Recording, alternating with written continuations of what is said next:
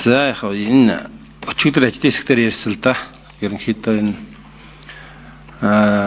сонсголын дараах дүгнэлт дээрээс нь засгийн газарт өгөх чиглэлийн тогтоолын төсөл орж ирсэн.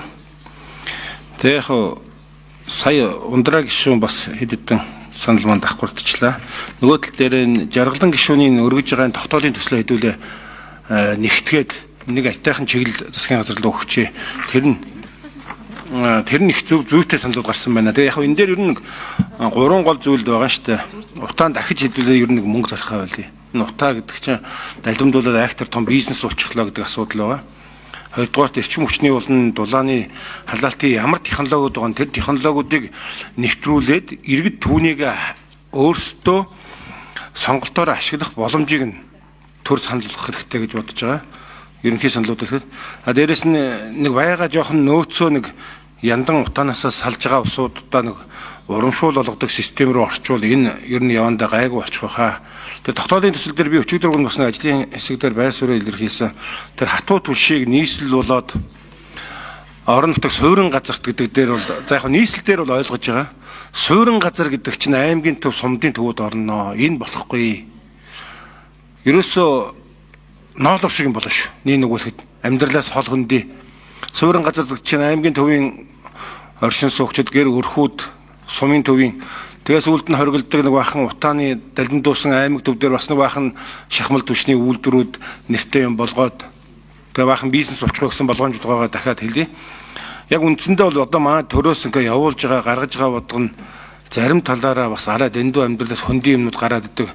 Сая нөгөө ноолор шиг юм болох вэ гэсэн болгоомжтой байгаа. Нэгийг нь дэмжих гэж байгаа нэрийн доор нөгөөх нь унахчих вэ гэдэг ийм болгоомжтой байгаа гэдгийг хэлье. Бид бас ажлын хэсгийн гишүүд маань өчигдөр бид энэ дүгнэлт засгийн газар өгж байгаа чиглэлийг ярихад бас энэ намрын чуулганы эхний 2-7 багтаад тайлан сонсъё гэдэг санал бас хэлсэн. Тэгэхээр энийг бид бас тайлан 50 гэдгээ бүр яг энэ тогтоолдоо оруулж өгье. За тэгээд тогтоолдоо оруулаад за хөшүүргийн хувьд бол ер нь яндан буулгасных нь давуу талд нь бас энэ хөшүүрг бий болгох замаар яндан буулгах гэдэг энэ өгүүлбэр оруулсан байгаа. Тэгэхээр энэ бид бас энэ сонсгол маань нөгөө эрчим хүчний үн нэмэгдэхээс өмнө бид бас сонсгол хийгдсэн. Тэгээ харамсалтай дараа нь бас таны хэлж байгаа үнэн тариф үн нэмэгдээд нөгөө захилгаанаар халаагаар яндангаа буулгаараа гэсэн том бодлого маань байхгүй болоо буцаад эрчим хүч их үнэтэй болсон халаалтаа захилгаанаар шийдэх боломж хязгаарлагдсан асар их одоо үнэтэй болсон энэ байдал бол өөрөө яндаг буулгах биш харин нэмэх энэ нөхцөл бүрдсэн. Энэ эрчим хүч мэдээж бас үн нэмэх нь бол өөрөө аргагүй эрчим хүчний одоо нөгөө бие даасан байдлыг алдагдуулж байгаа цаашид оршин тогтнох байдлыг хүртэл хөндөж байгаа учраас нэмэх болон гэхдээ нэмэхдээ ямар зүйлүүдээр бид татаац өгөж ямар сайн зүйлийг дэмжих үү гэдэг бодлогыг одоо засгийн газар гаргаж намраас өмнө оруулж өгөх болохгүй гэдэгт тантай санал нэг байна. Тэгэхээр бид ерөөсөө л миний нэг давтаж хэлээд байгаа зүйл бол дэд хороо гомн чухал шүү. Дэд хороог л дэмжиж хэдүүлээ байгуулж чадвал хүний эрхийн дэд хороотой адилхан байнгын үйл ажиллагаатай тэгээд үндэсний агаар бүртгэлийн үндэсний хороотой байнга уйлдаж ажиллах ийм бүтэц энэ их хурал дээр байж ижил бид энэ ажлыг сайжруулах юм бэл. Тэгээ энэ чинь ганцхан байгаль орчин уур амьсгалтай тэмцэх асуудал биш. Чи дээр нь эрчим хүчний яам тийм ээ. Байгаль юуны эрдэс байдлын яам гэл бүгд л энэ чинь орчих гээд хамааралтай учраас энэ одоо бид дэд хороо ажиллаа хийх нь илүү үр дүнтэй болох юм байна шүү гэдэг гишүүдээс дахин сануулж хэлье. Улаанбаатар нийслэлийн нь болохоор түүхийн нүүрснээсээ салаад ингээд сайжруулсан төвчлөө ороод байдаг юм уу? Бусад аймагуудад амьдарч байгаа суурин газар амьдарч байгаа иргэд тэгээд бас дахиад одоо түүхийн нүүрсээр хорцсон хэвээрэл байгаа. Тийм учраас энэ асуудал бол Монгол улсын асуудал юм аа. Ганцхан нийслэлийн асуудал биш юм аа гэдэг талаас бид бас ажлын хэсгийнх нь ажиллаж энэ чиглэлд бас одоо асуудлыг хандуулж байсан.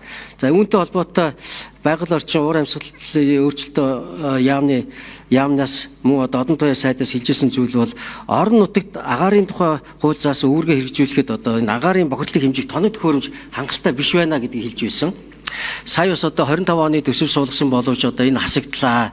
Одоо орон нутаг бүрд энэ одоо аймаг сумдуудад агаарын бохирдлыг хэмжиж чадахгүй бол бид үйл ажиллагаа явуулж чадахгүй.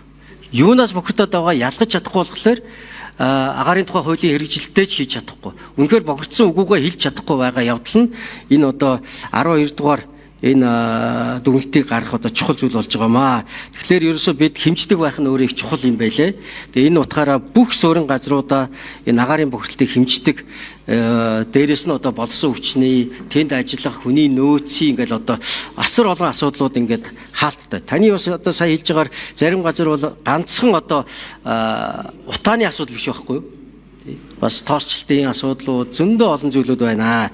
Тэгэхээр энэ болгон дээр үйл ажиллагааг энэ үндэсний хороо явуулахад энэ хэмжилтийг нэгт хийдэг байя гэдэг асуудлыг ярьсан учраас энэ засгийн газарт энэ дүгнэлтийг оруулж мөн одоо засгийн газар дараагийн хэлцэх асуудал дотор бол энэ төсөв төлөвлөх энэ асуудлыг ярьж байгаа юм аа.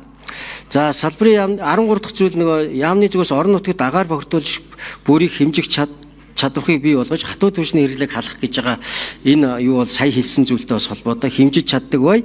Тэгээд ялгаагүй л одоо бид бас энэ түүхийн нүүрснээсээ л ерөн хамгийн түрүүнд салах нь өөрөө маш чухал байсан. Ерөн бол түүхийн нүүрс түлхэхэд ямар их одоо хортой аромат нэгдлүүд за дээрэс нь бусад одоо хортой бодисууд гарч байгаа энэтэй холбоотой хүний эрүүл мэндэд яаж муугаар нөлөөлж байгаа гэдгийг бол бид одоо дэд хилцүүлгийн явцад бол үнэхээр одоо сэтгэл өвдөн мэдээллүүдийг сонсож байсан. Зүгээр л одоо энгийн жишээ гэхэд л одоо эмэгтэй одоо хөвлөд бүрэлдэж байгаа ураг хүртэл одоо грамм нь хүртэл бага байдаг, дутуу төрдөг. За жирэмслэлтийн тохиоллын тооц цөөрдөг гэл одоо энэ өвлийн утаатай нийслэлийн энэ асуудал бол ганцхан одоо зөвхөн одоо эдийн засгийн асуудал биш, эрүүл мэндийн хувьдаа бол одоо үнэхээр ноцтой асуудал байсан. Тийм учраас энэ түүхийн нөөцөөс салж чадж байгаа нь өөр их том амжилт. Харин энийгээ одоо бүр цааш нь хурдцтай сайн явуулах чиглэлээр л анхаарах хэрэгтэй юм байна л гэсэн юм дүгнэлт гарч ирсэн.